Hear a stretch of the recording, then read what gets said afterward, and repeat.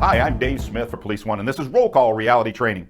Well, let's go back to one of the most famous videos in law enforcement training, and that is the Trooper Mark Coates shooting from South Carolina from November of 1992. Now, on that night, Trooper Coates has stopped a subject named Blackburn near the Georgia border. Now, that subject has dope in the car. Not a lot, a usable quantity. What Coates is famous for is his ability to get consent searches and find drugs. In fact, he gets a lot of recognition for it.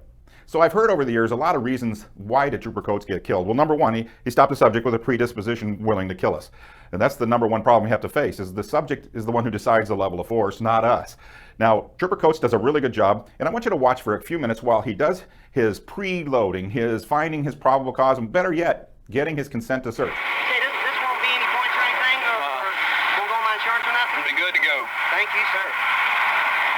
Is it Richard? Yes, You don't have any trouble with me just looking through your vehicle for anything? You don't have any guns or anything in there, do you? I want to just take a quick check real quick. You got any problem with that? not really. Okay. Okay. Well, I just want to take a quick look. You be free to go and I just want to take a quick check, but you don't have any alcohol in there, do you? Okay. But watch too the bad habits that Trooper Coates has. Now remember, this former Marine is a physically very imposing man. Blackburn's a short, squat, but 300-pound man. Think of his center of gravity. Now what you're going to see is when Coates really is ready to go for that consent to search, now he does everything right. He's going to make sure it's no longer the subject is free to leave, but he asks him, can I search? And you'll notice that he has a very bad habit. One of the first ones he does, besides loitering between vehicles, is putting his HAZCAN, his citation book, whatever you call it, under the barrel of his weapons holster. Now he's carrying a .357, and what he'll do is he'll actually, now when you do that, remember that's using the tension between your body and the firearm to create the tension that holds as a spring mechanism that holds that HAZCAN against your body. So watch this for a couple seconds and then let's talk about it. Hold on that for a second.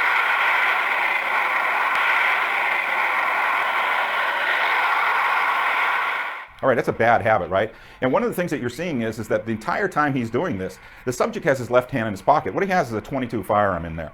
Now, Coates is assuming it's a wallet. Now, I want you to watch as he initiates this frisk. And again, look at his bad habits. Now, some people say, he wasn't trained properly. Yes, he was trained properly. But the thing is that we have to understand, training is what we do. Training can be defined as a long-term modification of behavior. So what I teach you in the academy, if you get detrained out there on the street, maybe it's a bad FTO, maybe it's just bad habits that routine lets you do. Remember, as you do something, you learn it. If you do it a lot, you learn it well, good and bad. And if you do it enough, it becomes a habit. And what keeps us alive are good habits. What gets us hurt or killed is bad habits. So I want you to watch Trooper Coates' bad habits. You mind if I just pat you? I just want to make sure you don't have any knives. It's just something we got to do. Well, You don't have any hand grenades or nothing in there? no, sir. Got your wallet. I got money in there. Now you notice during the frisk, Trooper Coates has said, is that your wallet? And the guy says, got no money in there. Now, it's not a wallet, it's a firearm. But he's true. There's no money there. Bad guys love to tell the truth. That's an old principle of interview and interrogation. If you got a suspect, who's really want to argue a singular point, we can bet they're probably right about that point. Or they're parsing the words in such a way as to be able to win that one point, even though overall they committed the crime. So then you see him pushed down.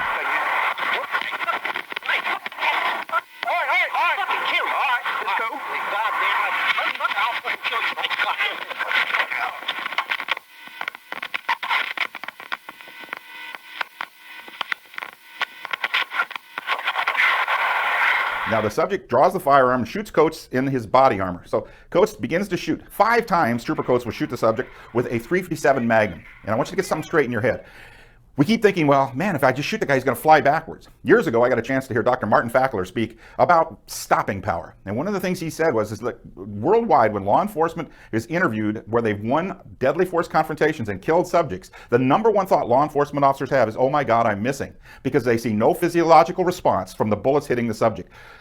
Now listen to Dr. Fackler's definition of stopping power. A massive blood pressure dump or neurological failure. That's why we shoot center mass. That's where the pump systems are. That's where we get the blood pressure dump, and we're shooting along the center mass where the neurological systems are. Until you dump enough blood pressure or hit a neurological center, keep shooting.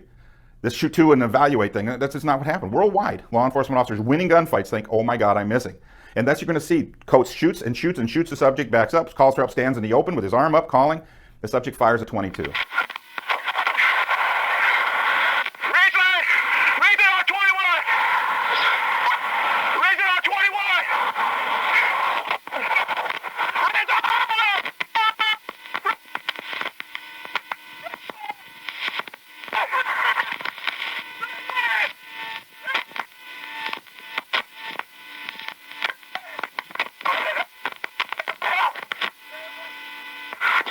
22. Hits his arm, goes up, transects his aorta. And you say to yourself, wow, but Coates didn't fly. No, in fact, one of the problems we got to get out of our mind is quit thinking that people are going to fly backward when you shoot them. And number two, quit thinking that just because it's 22, it's not dangerous. Never confuse lethality with stopping power. The tragedy of this video shows us our warrior in that highway dying, calling out, crying for help. Now remember, he shot this object multiple times with a 357 Magnum, and as the video ends, you see the suspect go crawling up and point his firearm where he last saw Trooper Coates go around the corner. So important lessons here. Let's think about this. Always do good procedure and do what you were trained to do. Don't let routine detrain you. If you're going to loiter between vehicles, you're looking to get hurt. If you're not going to do proper frisks, you're looking to get hurt. You were taught in the academy how to do this. Do it right.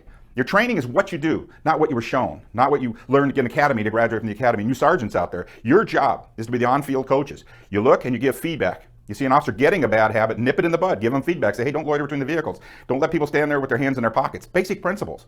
But these are so important. And in Trooper Coates' memory, never forget his sacrifice. He was trained what to do, but he began to focus on getting in that vehicle. Let's search, let's get that consent to search. Let's get in there and find the dope. Officer safety is always first priority. Maintain your officer safety, but you sergeants out there, you're the on-field coaches. Make sure your people are.